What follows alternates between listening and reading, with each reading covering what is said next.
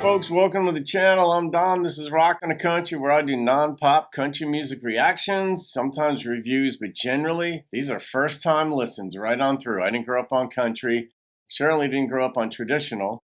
And today I'm doing Willi Carlisle, Tulsa's Last Magician. I don't know it, and nobody requested it. I saw his name mentioned in a Reddit thread as a tremendous new artist who has a traditional country sensitivity, or let's put it this way, non-pop sensitivity. So I don't know the song. It's a true reaction. And let's find out who Tulsa's great last magician was. We are here at the Cloverlick Banjo Shop in Fort Collins, Colorado, celebrating handmade things and fading craftsmanship. Well, this is for everybody that has a job that doesn't count for much anymore.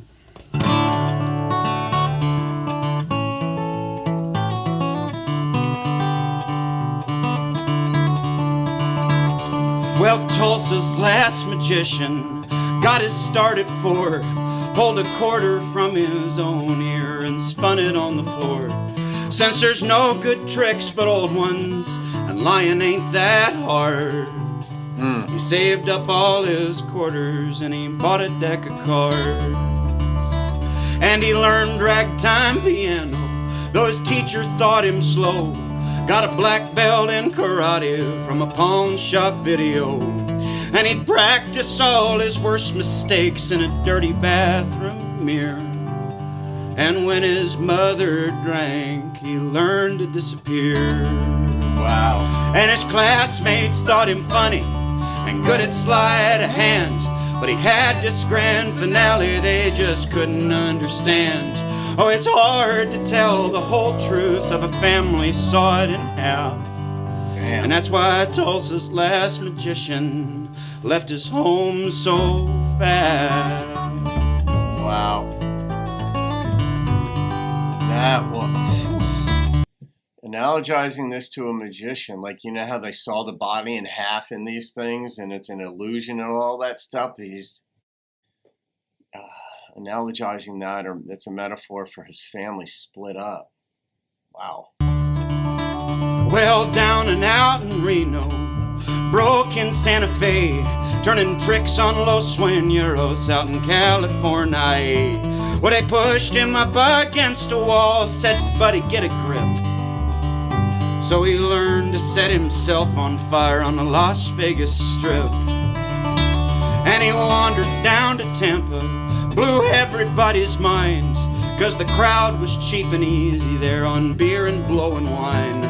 Said, I wonder where my dollar went, how'd that flower bloom so fast? Said, I can't reveal my secret, though they rarely failed to ask. He had a crowd all thought him funny and good at sleight of hand, but he had this grand finale they refused to understand.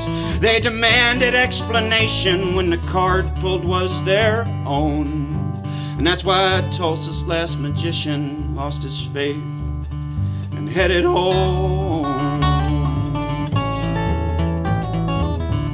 Couldn't explain why? Well, he could, but he didn't.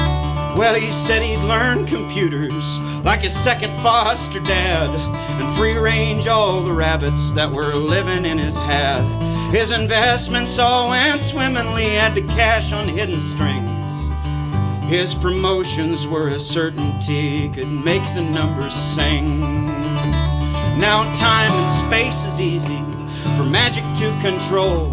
Still it was 40 years of working before he noticed he was old. Now his great escape and act is just untying both his shoes. And most days he's in his easy chair yelling at the news. And the weatherman is funny and talking with his hands, but black clouds are coming in and no one understands that somebody's true religion's always someone else's joke. And that's how Tulsa's last magician pretty much went up in smoke. Wow. So friend, if you're the kind that thinks no one quite gets quite what you are, like you're a cobbler or a mechanic in this age of flying cars, if you think that you see right behind what's right before our eyes, You might be a small town's last magician in disguise. And we need you to be funny. Please be good at sleight of hand. 'Cause there's a grand finale we can't hope to understand. And there's a 1 in 52 chance it's real magic and it's true. So won't you please help us believe in you? Who's he thinking about here? Or what?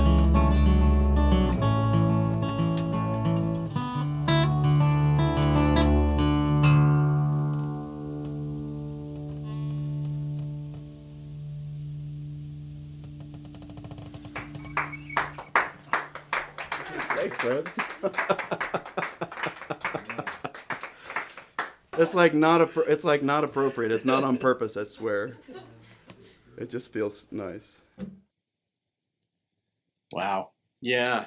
I mean, you don't necessarily know what the tears are about there, because, I mean, it could just be that he's also happy that he has an audience there to hear this. I mean, he might be connecting with somebody there, and it could simply just be that sometimes moments catch you. I remember when I reacted to Broken Halos.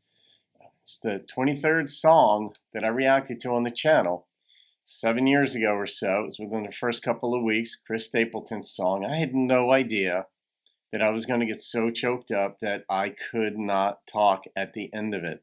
And you don't know when those moments are going to hit you. Sometimes songs catch me. Sometimes moments with a person, a confluence of thoughts come in, and whatever it was there, that was just beautiful. But on to the storytelling, that was just unbelievable.